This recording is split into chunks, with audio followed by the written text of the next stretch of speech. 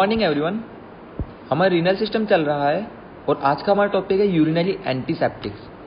ठीक है, एंटीसेप्टिक का मतलब आपको पता है कि जब भी कोई इन्फेक्शन हो जाता है तो उसको ट्रीट करने के लिए या फिर उसको प्रिवेंट करने के लिए हम काम में लेते हैं। ठीक है, और ऊपर मैंने वर्ड लिखा है यूरिनरी, यानी कि ये यूरिनरी ट्रैक्ट इन्फेक्शन को प्रिवेंट या ट्रीट करने के लिए काम में ली जाने वाले सब्सटेंस है।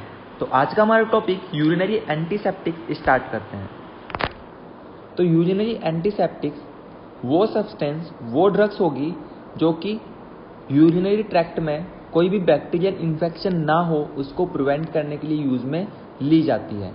ठीक है, अब मैंने बोला कि ये यूरिनरी ट्रैक्ट में इन्फेक्शन ना हो इसलिए यूज में ली जाती है। ठीक है, तो इसका मतलब इसको सिस्टमेटिक इन्फेक्शन, यानी कि हार्ट से किडनी में, किडनी से लंग में, ये हुआ सिस्टमेटिक। ठीक है, तो इसको हम सिस्टमेटिक इन्फेक्शन को ट्रीट करने के लिए काम में नहीं ले सकते। ठीक है, क्यों नहीं ले सकते? क्योंकि इसकी इतनी इफेक्टिवली कंसंट्रेशन हम प्लाज्मा के अंदर अचीव नहीं कर सकते सेफ डोज के साथ में। ठीक है, अगर उतनी कंसंट्रेशन अचीव कर पाएंगे तो जो डोज है वो सेफ नहीं रहेगा। अपने को high concentration of the dose use में लेनी पड़ेगी सिस्टमेटिक इफेक्ट के लिए, जो कि लीथल हो सकती है। यहाँ तक बात समझ में आई? इसीलिए इन ड्रग्स को हम ओनली यूरिनरी ट्रैक्ट इन्फेक्शन को ट्रीट करने के ही काम में लेंगे, सिस्टमेटिक इन्फेक्शन को ट्रीट करने के काम में नहीं ले सकते। यहाँ तक बात समझ में आई है? अब इसके अंदर जो फर्स्ट ड्रग आती है वो है मिथेनामाइन। फर्स्ट ड्रग कौन सी आती है? मिथेनामाइन। तो ये एक यूरिनरी एंटीबैक्टीरियल एजेंट है। यूरिनरी एंटीबैक्टीरियल एजेंट बोलूँ तो यूरिनरी ट्रैक्ट के अंदर जो भी बैक्टीरिया होंगे उनके अगेंस्ट वर्क करने वाली ड्रग है।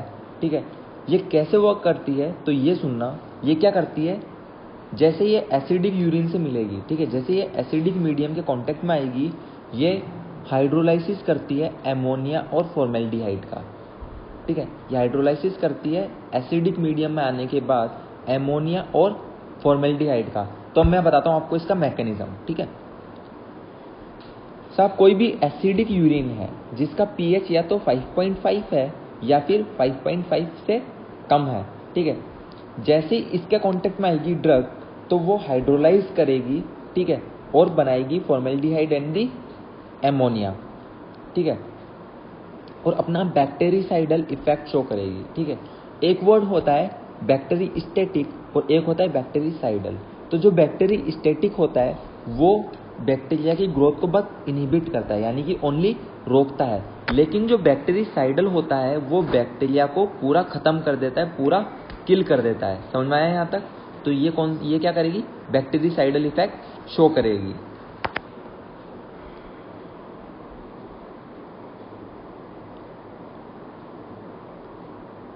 अब जो एसिड होगा, ठीक है, एसिड होगा, उसमें से क्या निकलेंगे? सोल्ट्स निकलेंगे और वो एंटी बैक्टीरियल एक्शन अपना शो करेगी। यहाँ तक बात समझ में आई? अब इसको किस किस काम में आप ले सकते हो? ठीक है, तो कोई भी लंबे समय से यूरिन का इन्फेक्शन हो, चाहे वो ब्लैडर की वजह से हुआ हो, ठीक है, ब्लैडर के इन्फ्लामेशन की वजह से हुआ हो जिसको हम बोलते हैं सिस्टाइटिस, और या फिर वो किसी रीनल कोज के इन्फेक्शन की वजह से हो जिसको हम बोलते हैं पाइलोनेफ्राइटिस। ठीक है, तो कोई भी ऐसा यूरिनरी इन्फेक्शन जो कि या तो यूरिनरी ब्लैडर की इन्फ्लामेशन की वजह से हो, यानी कि सिस्टाइटिस, और या फिर रीनल इन्फ्लामेशन की वजह से हो जिसको हम बोलते हैं पाइलोनेफ्राइटिस। यहाँ तक बात क्लियर है? तो उसके अंदर हम यूज ले सकते हैं। दूसरी बात, अगर कोई भी यूरिनरी ट्रैक्ट के अंदर आपने कोई ना कोई इंस्ट्रूमेंटेशन यूज लिया था, ठीक है, इंस्ट्रूमेंटेशन बोलूँ तो फॉर एग्जांपल आप कुछ भी मान लो कि साहब आपकी यूरेथ्रा थी, ठीक है, तो यूरेथ्रा के अंदर कोई ना कोई इंस्ट्रूमेंट हमने इंसर्ट किया था किसी प्रोसीजर के दौरान। ठीक है, तो उस प्रोसीजर के होने से पहले हम as a prophylactic treatment in antibiotic का यूज ले सकते हैं। यहाँ तक बात समझ में आई है? अब सुनो ड्रग्स एंड डोजेस। तो जो फर्स्ट ड्रग है मिथेनामाइन, उसको आप आधे से 1 ग्राम के अंदर दे सकते हैं। आधे से 1 ग्राम बोलूँ तो 0.5 ग्राम टू 1 ग्राम, ठीक है, और दिन में 4 बार देनी है इन डिवाइडेड डोजेस, ठीक है। मिथेनामाइन की दूसरी ड्रग एक और आती है जिसको बोलते हैं हिप्यूरेट, मिथेनामाइन हिप्यूरेट, ठीक है, जिसके अंदर हाइप्रेक्स या फिर यूरेक्स होगा, ठीक है। तो इसके अंदर टैबलेट हम यूज लेते हैं, उसका डोज रहेगा आधे से 1 ग्राम, यानी कि 0.5 ग्राम टू 1 ग्राम। इसको दिन में 2 बार देनी है, यानी कि BDS में देनी है, BD में देनी है। थर्ड जो ड्रग आती है वो आती है मिथेनामाइन की मैंडेलेट, ठीक है, मिथेनामाइन मैंडेलेट, जिसको हम मैंडेलामाइन भी बोलते हैं। क्या बोलते हैं? मैंडेलामाइन भी बोलते हैं। इसको भी आधे से 1 ग्राम में देंगे और दिन में 4 बार देंगे, ठीक है, डिवाइडेड डोजेस के अंदर। तो ये जो ड्रग हमने पढ़ी, इसके अंदर आपने अगर कॉमन बात देखी हो तो डोज है इसका, ठीक है, 0.5 ग्राम टू 1 ग्राम इसके अंदर है, ठीक है। कोई दिन में 2 बार जा रही है तो कोई दिन में 4 बार जा रही है, दैट्स ऑल, ठीक है। तो ये बात थी ड्रग एंड डोजेस की। अब आते हैं एडवर्स इफेक्ट के अंदर। तो एडवर्स इफेक्ट में इसमें ऐसा कोई खास नहीं है, जो आपके फेवरेट हैं वही इसके अंदर सारे आएंगे, जैसे कि vomiting, diarrhoea, anorexia, urinary urgency, ठीक है, क्योंकि ये यूरिनरी ट्रैक्ट के ऊपर वर्क करने वाली ड्रग है। तो उनके अलावा इसके अंदर यूरिनरी ट्रैक्ट से रिलेटेड एडवर्स इफेक्ट भी देखने को मिलेंगे, जैसे प्रोटीनयूरिया हो गया, डिसयूरिया हो गया, ब्लैडर की इरिटेशन हो गई, ठीक है, हीमेचूरिया यानी कि ब्लड इन यूरिन हो गया, ठीक है, या फिर हाइपरसेंसिटिविटी रिएक्शन हो सकती है, रैशेज वगैरह, ठीक है। कॉन्ट्रा इंडिकेशंस की अगर मैं बात करूं तो मैं आपको बोला कि साहब ये वो ड्रग है जो कि यूरिनरी ट्रैक्ट में काम करेगी, ठीक है।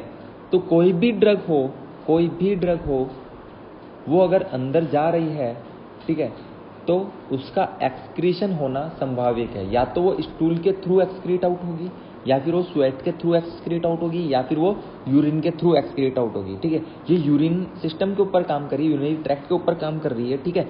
तो ये यूरिन के थ्रू एक्सक्रीट आउट होगी, ठीक है। इसकी वजह से यूरिन आउटपुट अच्छी होना जरूरी है, ठीक है। तो अगर रीनल इनसफिशिएंसी वाला पेशेंट है तो इसके अंदर ध्यान देना, रीनल इनसफिशिएंसी वाली पेशेंट के अंदर यूरिन आउटपुट अच्छी नहीं होती है, इसलिए इसमें कॉन्ट्राइंडिकेटेड रहेगा। सीवियर हेपेटिक डिजीज है तो उसके अंदर भी कॉन्ट्राइंडिकेटेड रहेगा, या फिर सीवियर डिहाइड्रेशन है तो इसके अंदर भी क्या होगा कि साहब यूरिनरी आउटपुट जो है वो सफिशिएंट नहीं होगी जितनी अपने को चाहिए। तो इन सारी कंडीशन के अंदर कॉन्ट्राइंडिकेटेड रहेगी ये वाली यूरिनरी एंटीसेप्टिक। यहाँ तक बात समझ में आई है। अब अपने नर्सिंग रोल्स क्या हैं, नर्स को क्या क्या ध्यान रखना है। तो पहली बात तो यह है कि अगर कोई एक्यूट इन्फेक्शन हुआ है, ठीक है, तो जब भी एक्यूट इन्फेक्शन यानी कि अचानक से इन्फेक्शन हुआ है, यानी कि वो किसी साधारण बैक्टीरिया की वजह से नहीं हुआ है, तो इसी वजह से एक्यूट इन्फेक्शन के अंदर कभी भी ये ड्रग अकेले नहीं देनी है, इसका कोई ना कोई कॉम्बिनेशन सेट करके फिर देनी है, जो कि डॉक्टर ऑर्डर के अकॉर्डिंग आप एडमिनिस्टर करेंगे। अगर कोई प्रेग्नेंट वुमेन है या फिर लैक्टेटिंग वुमेन है, ठीक है, यानी कि ब्रेस्ट फीड करने वाली मदर है, तो उस पेशेंट के अंदर आप विद कॉशंस इसको देंगे, ठीक है। डॉक्टर बता देगा कि साहब इसको इतना ही डोज देना है तो उतना ही डोज देना है, समझ में आ गया। जितना टाइम बोला है उतने ही टाइम देना है, ठीक है। अपनी मर्जी से अप एंड डाउन नहीं करना है। तो प्रेग्नेंट वुमेन हो या फिर लैक्टेटिंग वुमेन है, जिसको नर्सिंग वुमेन भी बोलते हैं, या फिर पेशेंट विद गाउट के अंदर क्या होता है, यूरिक एसिड की जो मात्रा रहती है वो बढ़ जाती है, ठीक है। तो इस कंडीशन के अंदर भी आपको नहीं देना है, और देना है तो डॉक्टर की गाइडेंस के बिना नहीं देना है। फिर मैंने आपको बोला था कि ये जो होता है इसके अंदर यूरिन एक्सक्रीशन मेन इंपॉर्टेंट है, ठीक है। तो इसीलिए जब भी आप ये ड्रग दे रहे हैं तो पेशेंट का इनटेक और आउटपुट मेंटेन ध्यान रखना है कि साहब इसकी एडिक्वेट मात्रा में यूरिन आउटपुट हो रहा है या नहीं हो रहा है। प्लस पेशेंट को एडिक्वेट फ्लूइड इनटेक करने के लिए भी एडवाइस करना है। यहाँ तक बात समझ में आई। दूसरी बात, मैंने आपको बोला था कि ये जो ड्रग है, जैसे इसको एसिडिक मीडियम मिलेगा, ये एमोनिया और फॉर्मेल्डिहाइड की सिक्रीशन करके बैक्टीरिसाइडल इफेक्ट दिखाएगी। तो मैंने इंपॉर्टेंट बात ये बोली थी कि ये एसिडिक मीडियम जब इसको मिलेगा, ठीक है, तो आपको क्या करना है, जो भी उसका यूरिन आया है उसका पीएच चेक करो। पीएच चेक करो कि साहब एसिडिक है या नहीं है, ठीक है। एसिडिक है तो 5.5 पीएच या उससे कम होना चाहिए, ठीक है, उससे ज़्यादा नहीं होना चाहिए। अगर उससे ज़्यादा है तो आप क्या करोगे, उसको सप्लीमेंट्स प्रोवाइड करोगे एसिडिफिकेशन के लिए, ठीक है, ताकि उसका यूरिन जो वो एसिडिक बना रहे। यहाँ तक बात समझ में आई। ये जो ड्रग है वो जीआई डिस्टर्बेंस यानी कि गैस्ट्रो इंटेस्टाइन डिस्टर्बेंस और डिस्ट्रेस कोज कर सकती है, इसीलिए इन ड्रग्स को विथ फूड्स देंगे, ठीक है, खाना खाने के साथ देंगे और एक रेगुलर इंटरवल सेट कर दोगे। जैसे कि भाई हम 8 बजे दे रहे हैं तो इसको 8 बजे ही देनी है, यूँ नहीं है कि कभी 5 बजे दे दी, कभी 8 बजे दे दी, कभी 6 बजे दे दी, ठीक है। इसका एक फिक्स टाइम कर दोगे साहब 8 बजे देनी है तो 8 बजे देनी है, डेट्स ऑल। अब सुनो डाइटरी प्रिकॉशंस, ठीक है। तो पेशेंट को बोलना है कि साहब आपको कोई भी एक्सेसिव इंटेक नहीं करनी है कोई भी एल्कलाइन चीज़ की। एल्कलाइन चीज़ बोलूँ तो जिसका पीएच ज़्यादा होता है, ठीक है, जिसका पीएच ज़्यादा होता है यानी कि एल्कलाइन पीएच हो तो वो वाली चीज़ें आपको अवॉइड करनी है या फिर ज़्यादा मात्रा में नहीं खानी पीनी है, ठीक है। ऐसी चीज़ें हो सकती है चाहे वो दूध हो या फिर सिट्रस फ्रूट हो। समझ में आया यहाँ तक। दूसरी ड्रग आती है अपने सामने नाइट्रोफ्यूरेंटोइन, ठीक है। ये अच्छी खासी फेमस ड्रग है यूरिनरी एंटीसेप्टिक्स के अंदर, ठीक है। ये एक सिंथेटिक नाइट्रोफ्यूरन है, ठीक है। नाइट्रोफ्यूरन का एक ये सिंथेटिक डेरिवेटिव है और बहुत स्पेसिफिक यूरिनरी एंटीबैक्टीरियल एजेंट है। जैसा कि मैंने आपको इसका नाम पढ़ते ही बोला था कि ये क्या है, एक जानी मानी ड्रग है यूरिनरी एंटीसेप्टिक्स के अंदर, ठीक है। इसका मतलब क्या था कि साहब ये एक स्पेसिफिक यूरिनरी एंटीबैक्टीरियल एजेंट है। यहाँ तक बात समझ में आया। और किसका डेरिवेटिव है, नाइट्रोफ्यूरन का सिंथेटिक डेरिवेटिव है। अगर मैं इसके मैकेनिज्म की बात करूं तो सुनना, जब भी अपन इसको लो कंसंट्रेशन में देंगे तो ये बैक्टीरिस्टेटिक अपना इफेक्ट शो करेगी, यानी कि बैक्टीरिया की ग्रोथ को ओनली इनहिबिट करेगी, उनको मारेगी नहीं। लेकिन जैसे आप इसको हाई कंसंट्रेशन में देंगे तो आपको बैक्टीरियोसाइडल इफेक्ट देखने को मिलेगा, यानी कि ये बैक्टीरिया को किल कर देगी, ठीक है। अगर इसके प्रोबेबली मैकेनिज्म की बात करें तो सुनना, ये क्या करती है, कार्बोहाइड्रेट के मेटाबॉलिज्म के साथ में इंटरफेयर करती है, ठीक है। कार्बोहाइड्रेट के मेटाबॉलिज्म के साथ इंटरफेयर करती है। कैसे इंटरफेयर करती है, ये क्या करती है, एसिटाइल कोएंजाइम जो होता है उसको इनहिबिट करती है। जैसे उसको इनहिबिट करेगी तो कार्बोहाइड्रेट का मेटाबॉलिज्म जो है वो इंटरफेयर हो जाएगा, ठीक है। और जैसे वो डिस्टर्ब होगा तो उसकी वजह से बैक्टीरियल सेल वॉल फॉर्मेशन जो है वो इम्पेयर हो सकता है, ठीक है। और जैसे बैक्टीरिया का सेल वॉल गया तो फिर सब खत्म है, ठीक है। बैक्टीरिया का जो सेल वॉल होती है वही साहब फैगोसाइटोसिस का उसके ऊपर ज़्यादा इफेक्ट ना हो उसमें हेल्प करती है, ठीक है। और जैसे ही बैक्टीरियल सेल वॉल डिस्टर्ब हुई तो फिर बैक्टीरिया क्या हो जाएगा, खत्म हो जाएगा। यहाँ तक बात समझ में आई। तो इसका अपन कहाँ कहाँ यूज़ ले सकते हैं। फर्स्ट यूज़ आता है यूरिनरी ट्रैक्ट इन्फेक्शन के अंदर आप यूज़ ले सकते हैं, ठीक है। या फिर कोई भी यूरिनरी ट्रैक्ट का जो भी इन्फेक्शन है वो बार बार हो रहा है, जिसको हम बोलते हैं रिकरेंट यूरिनरी इन्फेक्शन और रिकरेंट बैक्टीरियूरिया। तो इस कंडीशन में आप यूज़ ले सकते हो। डोज की बात करूं तो जो एडल्ट्स होते हैं उसके अंदर 50 to 100 mg 4 times a day जाएगा, यानी कि QID जाएगा। और चिल्ड्रन की बात करूं तो 5 to 7 mg पर kg, यानी कि नॉर्मल वेट होता है न्यूबॉर्न का 2.9 kg, यानी कि 3 kg हुआ, ठीक है। तो 7 into 3 कितना हो जाएगा, 21। तो अपन चिल्ड्रन के अंदर मतलब जो न्यूबॉर्न हुआ उसके अंदर कितना डोज चल जाएगा, 21 mg दिन में 4 बार। यहाँ तक बात समझ में आई। अगर पेशेंट को बार बार बैक्टीरियल इन्फेक्शन हो रहा है, किसका, यूरिन का, है ना, तो उस पेशेंट के अंदर हम एज अ प्रोफाइलेक्टिक ट्रीटमेंट क्या करेंगे, सब 50 mg देंगे डेली, 50 mg डेली देंगे। और कब देंगे, सोते टाइम देंगे, यानी कि at the bed time for the 6th month, ठीक है। तो अगर किसी पेशेंट के अंदर रिकरेंट इन्फेक्शन हो रहा है, बार बार इन्फेक्शन हो रहा है, तो उस पेशेंट के अंदर हम प्रिस्क्राइब करेंगे कि साहब 50 mg रोज सोने से पहले लेनी है और कम से कम एटलीस्ट फॉर दी 6 month तक कंटिन्यू लेनी है, ठीक है। तो क्या होगा, बैक्टीरिया अच्छे से पूरा खत्म हो जाएगा और वापस बार बार जो इन्फेक्शन है वो होने के चांसेस नहीं रहेंगे। मेनली जो बार बार इन्फेक्शन होने के चांसेस रहते हैं वो कैसे रहता है, सुनिएगा। फॉर एग्जाम्पल मान लो कि किसी पेशेंट को इन्फेक्शन हुआ, ठीक है, अपन ने उसको दवाई दी कि साहब आपको 1 महीने तक लेनी है। उसने 15-20 दिन ली, उसको जैसे इफेक्टिव लगा कि हाँ साहब अब सब ठीक है, ना दर्द हो रहा है, ना बार बार यूरिनरी अर्जेंसी हो रही है, तो वो क्या करता है, उस दवाई को छोड़ देता है कि कौन बार बार दवाई ले, ठीक है। तो क्या होगा कि कुछ ना कुछ बैक्टीरिया उसके अंदर बच जाएंगे, कुछ ना कुछ बैक्टीरिया क्या होंगे उसके अंदर बच जाएंगे, जो कि वापस मल्टीप्लाई करेंगे, ठीक है, जो कि वापस मल्टीप्लाई करेंगे, अपनी ग्रोथ करेंगे और वापस इन्फेक्शन क्या करेंगे, कोज करेंगे। तो जैसे ही वो वापस इन्फेक्शन कोज करेंगे, वापस दिक्कत आएगी, और इस बार जो बैक्टीरिया होंगे वो होशियार होंगे, ठीक है, वो ऐसे होशियार होंगे कि अब जब उनको वो बैक्टीरियल जब एंटीबायोटिक वापस दी जाएगी तो उनके ऊपर इतनी इफेक्टिव काम नहीं करेगी, ठीक है। तो इसलिए क्या करना है कि बैक्टीरिया जब तक पूरा खत्म नहीं होते हैं तब तक ट्रीटमेंट कंटिन्यू रखना है। इसलिए मैंने आपको बोला है कि जब भी रिकरेंट इन्फेक्शन हो रहा है पेशेंट के अंदर, तो आपको कम से कम 6 महीने तक 50 mg daily at the bed time तक काम में लेनी है। यहां तक बात समझ में आई? अब कौन कौन सी कंडीशन में आप इनको नहीं देंगे, तो मैंने आपको बताया था कि जो भी ड्रग का एक्सक्रीशन होगा वो होगा यूरिनरी रूट के द्वारा, ठीक है। तो कोई भी ऐसी कंडीशन जिसके अंदर यूरिन एक्सक्रीशन प्रॉपरली नहीं हो पा रहा हो, उस कंडीशन के अंदर हम ये ड्रग नहीं देंगे, ठीक है।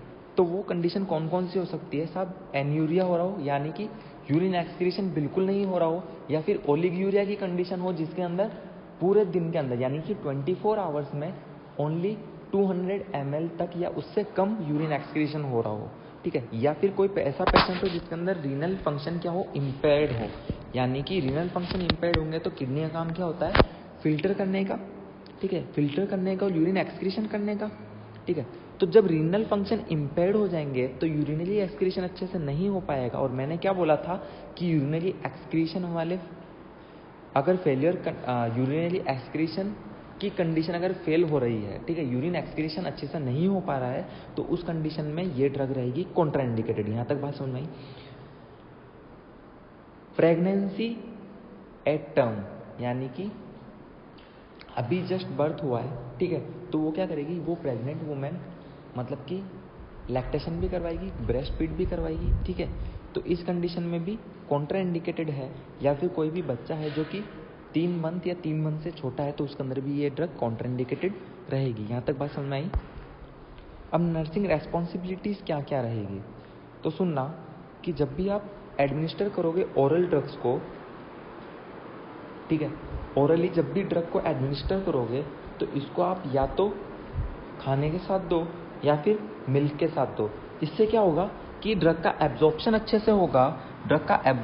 से होगा, और जो भी गैस्ट्रो इंटेस्टाइन की डिस्टर्बेंस या फिर डिस्ट्रेस ड्रग शो कर सकती है वो नहीं होगी। यहां तक बात समझ में आया? दूसरी बात, ड्रग का एक टाइम फिक्स कर दो और उसी फिक्स इंटरवल में आपको देनी है, ठीक है। मैंने आपको बताया था कि साहब रिकरेंट इन्फेक्शन हो रहे तो कम से कम 6 मंथ तक देनी है, ठीक है। तो बहुत सी बार क्या होता है कि अगर उससे कम समय तक लेके हम ड्रग को छोड़ देते हैं तो हो सकती है सुपर इन्फेक्शन, यानी कि बैक्टीरिया जो होगा अब होगा होशियार और उसके ऊपर उस ड्रग का कम असर पड़ेगा, ठीक है, जिसको हम बोलते हैं सुपर इन्फेक्शन, और वो अपना खतरनाक इन्फेक्शन शो करेगा, खतरनाक साइन एंड सिम्टम्स शो करेगा, ठीक है। तो इसके लिए अगर आपको कोई भी सुपर इन्फेक्शन के साइन एंड सिम्टम्स दिखते हैं तो उसके लिए आपको क्या रहना है, अलर्ट रहना है। पेशेंट को इंस्ट्रक्ट करना है कि साहब अगर आपने कोई भी ओरल सस्पेंशन के द्वारा अगर कोई दवाई ली है तो आपका मुंह अच्छे से धो लो, क्योंकि उसकी वजह से दांत के ऊपर लाइनिंग वाली मार्क्स भी हो सकते हैं, जिसको हम बोलते हैं स्टेनिंग ऑफ टीथ। यहां तक समझ में आया? ये जो मैंने यूरिनरी एंटीसेप्टिक की बात करी है यहाँ पे, तो उसके बारे में सुनना, ये जो ड्रग है ये फॉल्स पॉजिटिव टेस्ट भी शो कर सकती है, ठीक है। ये श्रीराम नहीं है, ये सीरम है, ठीक है, फॉर दी सीरम, ठीक है। तो एल्कलाइन फॉस्फेट हो या फिर ब्लड यूज या नाइट्रोजन लेवल वाले कोई भी टेस्ट हो, इसके अंदर फॉल्स रिजल्ट शो कर सकती है, तो इसमें आपको विथ क्वेश्चंस ये टेस्ट कैरी आउट करवाने हैं। यहाँ तक बात समझ में आई? अदर ड्रग्स की अगर मैं बात करूं, ये तो थी मेन ड्रग्स, ठीक है। उसके अलावा भी बहुत सी ड्रग्स ऐसी हैं जो यूरिनरी ट्रैक्ट इन्फेक्शन के अंदर काम में ली जाती है। तो वो ड्रग्स हैं sulphonamides, cotrimoxazole, nalidixic acid, fluoroquinolones, ampicillins, cloxacillins, carbenicillins, aminoglycosides, tetracyclines and cephalosporins. ठीक है, ये सारी ड्रग्स हम जब कीमोथेरेपी स्टार्ट करेंगे तब अच्छे से इन डिटेल पढ़ेंगे, लेकिन अभी बस आप ये सुन लीजिए कि ये सारी ड्रग्स भी यूरिनरी ट्रैक्ट इन्फेक्शन को ट्रीट करने के लिए काम में ली जाती है इन ड्रग्स के अलावा। यहाँ तक बात समझ में आई?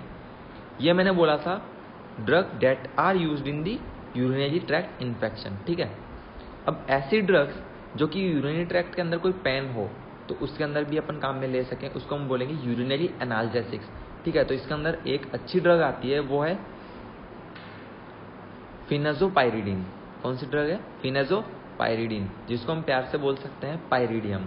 ठीक है, तो ये अपना एनाल्जेसिक एक्शन शो करेगी यूरिनरी ट्रैक्ट के अंदर। ठीक है, सब यूरिन क्या है? एसिडिक है, या फिर वहाँ पे कोई ना कोई फॉर मान लो इंटरनल इंजरी हो रखी है जिसकी वजह से बर्निंग सेंसेशन हो रहा है, या फिर डिस्यूरिया हो, या फिर अर्जेंसी हो रही है। तो इन सारी कंडीशन को ट्रीट करने के लिए काम में हम ले सकते हैं पाइरिडियम को। यहाँ तक बात समझ में आई? और पाइरिडियम क्या है? एक यूरिनरी एनाल्जेसिक है। ठीक है, तो आज की हमारी क्लास यूरिनरी एंटीसेप्टिक्स यहीं फिनिश करते हैं। Thank you, that's all for today.